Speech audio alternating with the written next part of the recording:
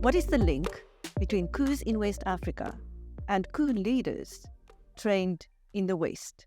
We find out from West Africa specialist, Professor Humphrey Asamoah of the University of Copenhagen in Denmark. Welcome, Professor. Thank you very much. So what I would say about that link is that officer training historically has, in post-independent Africa has been conducted by Western institutions. So you have officers from Ghana being trained in Sandhurst in the past and continues to do that. And you've had officers from Francophone countries being trained in Saint-Cyr in France. And of course, officer training is sort of standardized. So there are also all these other possibilities for African officers to be trained in the West. So some have been trained in Canada, in the US, in Belgium, in Holland, in all sorts of places. So that there is clearly a link. The other issue is also, of course, since the fight against terrorism, there are also all these exercises that are conducted, right, between organized by Western countries, but then held in Africa, and African militaries participate with Western countries in these exercises. So you could say that there has always been an interaction between African officers and foreign or Western military officers. So that there's that link there. I mean, if we go back historically, in the immediate post-independence era in West Africa, where there were a lot of coups conducted by officers trained in Sandhurst, especially in Sandhurst. So there's a phenomenon that Ruth First called contagion. So when an officer from who was classmate of some other officer, say from Nigeria, conducts a coup, then his Ghanaian counterpart would think, yeah, well, since X conducted it in Nigeria and was successful, why can't I do that? So there's a case of Afrifa and some other people from the region who've sort of copied each other in conducting coups. So historically, there's been that link, and I think there's a continuum. Certainly recently with terrorism and all that. Yes. In which countries have we seen Western involvement in coups? I'm talking of West Africa specifically. But do you mean Western involvement as in direct involvement or as in the training? As in the training. Well, I think one example that comes to mind is Captain Sanogo of Mali, who conducted the first 2012 coup. He was U.S. trained. So that, of course, also led to all sorts of discussions about what exactly was he trained in? Was he trained to overthrow the government, or was he trained in something else? Right. So yes, that is an example that comes immediately to mind. And I understand one of the leaders in the latest coup in Niger was also trained by the U.S. military. I would not be surprised because, as I said, Niger is also one of the key Western partners in this anti-terror operation that's going on, right? Mm. So when I said earlier, there are all these exercises that go on between Western partners and African partners. So I wouldn't be surprised if this general had participated in one of those courses. Why is West Africa so prone to coups? That is a difficult question because, well, you could argue that there's poor governance, and you could also argue that maybe the militaries, the structures of the military, or it's a complex argument you could make. But I think in the baseline, you could say that poor governance is a big reason. And also corruption, because most people, if you look at historically, if you look at the coups, the arguments that have been made, and currently the arguments that the coup makers have also been making, poor governance seems to feature. And of course, in recent coups in Mali and in Burkina Faso and now in Niger, security is a main thing.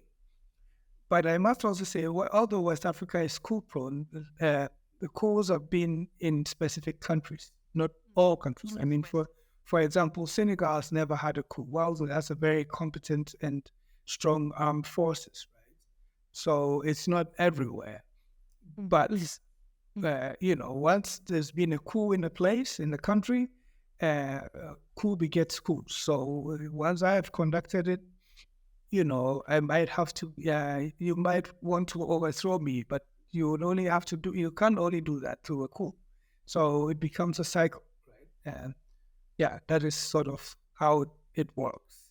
So you have a coup in Guinea. Well, probably if they don't hand over in time, the only way to dislodge the power is through a coup. And that you saw it also in in Mali. So if the coup makers hang on too long, others are inspired to also try it. And Burkina Faso, it happened recently, right? They had two short coups. The first was the lieutenant colonel who did the coup, and now it's a captain who did a coup to dispose the lieutenant colonel within a year, I believe. So, the coup, and it's sort of principle of a coup. Once it's orchestrated, if the people who did the coup do not hand over in time, they are overthrown somehow. And of course, the other phenomenon about coups is even if they hand over, they always sort of stay in the cartoons behind the scenes and try to exert influence. So usually, almost always, there's another coup to dispose the democratically elected or appointed president. So there is a dynamic to coups.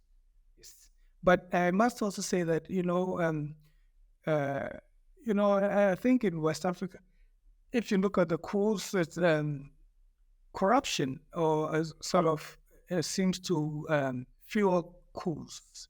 If the political class is seen to be overly corrupt while the population is suffering, especially nowadays with a food crisis and what's it called? Living, how do you call it? Cost of living. Cost of living crisis. So if you see that your leaders are living large while you're suffering, and a military person comes and says, the only way to get rid of these corrupt people is through a coup, people are inclined to support them without thinking further about what it actually means. Because once a coup has been conducted, it has all sorts of societal implications. Freedoms are immediately curtailed. Parliament is dissolved. Constitution doesn't function anymore because it's sidestepped. There are curfews. So, people, it has an immediate effect on people's lives. But I think because usually people are so upset about, unbridled corruption, they don't mind or they don't think further. The other issue is also, in recent democracy has rules, right? And one of its prominent rules is competition. And I think a lot of these African leaders tend to forget that, or they manipulate the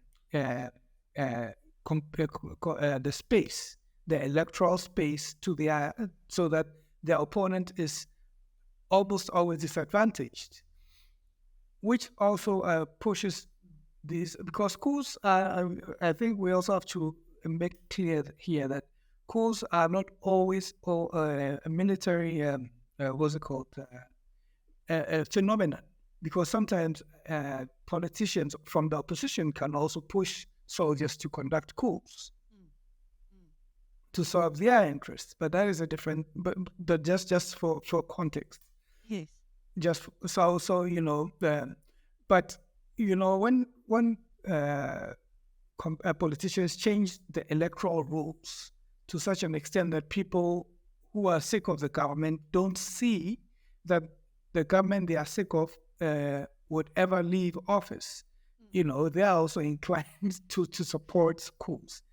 Yes, so it's not only corruption and poor governance and security, but there's also the electoral process, the democratic agreements that people want to see in their countries. I mean, in some countries, politicians have managed to get away with manipulating the system to their advantage. I mean, like Rwanda or Uganda. But for example, partly in Mali is the coup, the recent coups, and definitely in the case of Guinea, Alpha Conde's manipulation of the electoral system and changing the constitution, the so-called constitutional coups, right? That when the second term of the second mandated term is ending, then these old presidents say, the people want a new constitution, and once that constitution comes into action, then it means all my 2 terms don't count anymore, and I start all over. And when people protest, they are beaten, or they are killed, or they are jailed. So these activities drive people into the arms of military intervention because you've changed the rules. That was not the agreement we had initially, But and of course, usually the governments who do these things, they have a security apparatus that is arranged in a way that it suppresses its people, and that people don't have anything to say, right? So when somebody comes and says, "Well, I can dispose the government through military coup," people support. And you saw it in Guinea. People came out to support it. To the surprise of many people. But I was not surprised, because in some countries, in Ivory Coast, maybe Ouattara got away with it. But I think Ivory Coast does not have a history of coups, whereas Guinea has a history of coups.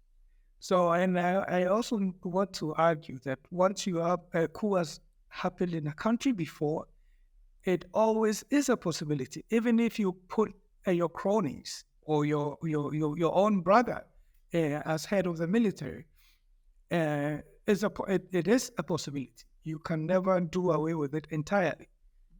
Because we have in Africa, we have an example. In Equatorial Guinea, the president is disposed of his own alcohol, right? So so it's no, once there's been a coup, there's no guarantee that it will never happen again. It will not happen again.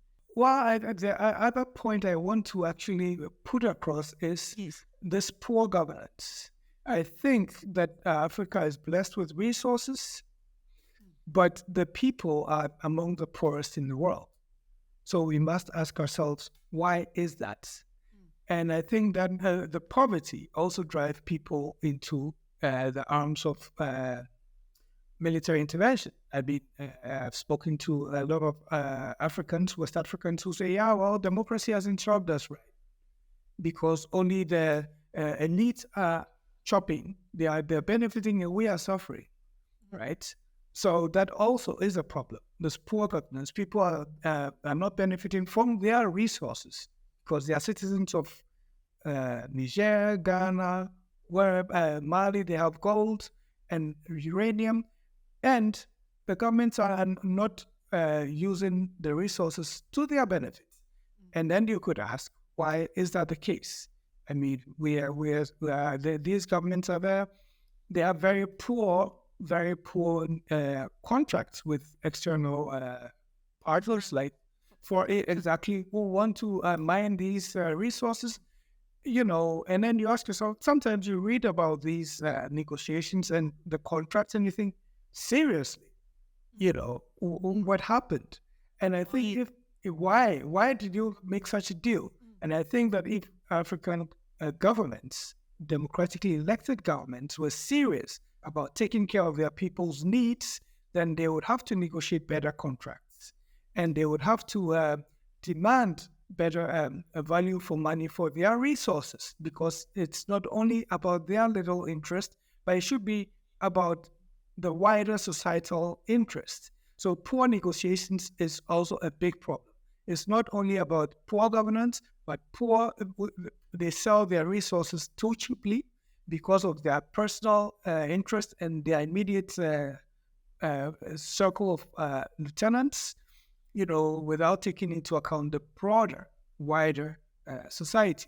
And I think that is also going forward, that's going to be the bigger issue. If people will be in Ghana or in Zambia, and they see that the Chinese are in their country mining while they are unemployed and they live off less than $2 a day, we need to, African people need to start asking their government questions about what kind of deals they are making. And if somebody negotiates something and the deal is seem to be very poorly negotiated, they should be able to conduct a forensic audit of what happened and how did we get here. I think once they start doing things like that, people will sit up. Civil servants or government officials who go and negotiate will sit up, because there will be repercussions for you taking something small for yourself and negotiating a shitty deal, right? So these I think negotiations are seeking better value for your resources and not signing your resources up for 30 years. That's also another issue, right? I mean, in Ghana you have all these mining companies, and if you ask the average government official, how long are these contracts? Oh, yeah, maybe 30 years. They don't know. It's vague. And I would argue that for the African resources, the contract should be short so that it's always renegotiated and offers value to the people. By doing that, we provide the people with better governance, which make them less susceptible to following coup makers. Indeed. That was Professor Humphrey Asamoah of the University of Copenhagen in Denmark speaking to us about coups in West Africa. Thank you very much, Professor. Thank you too.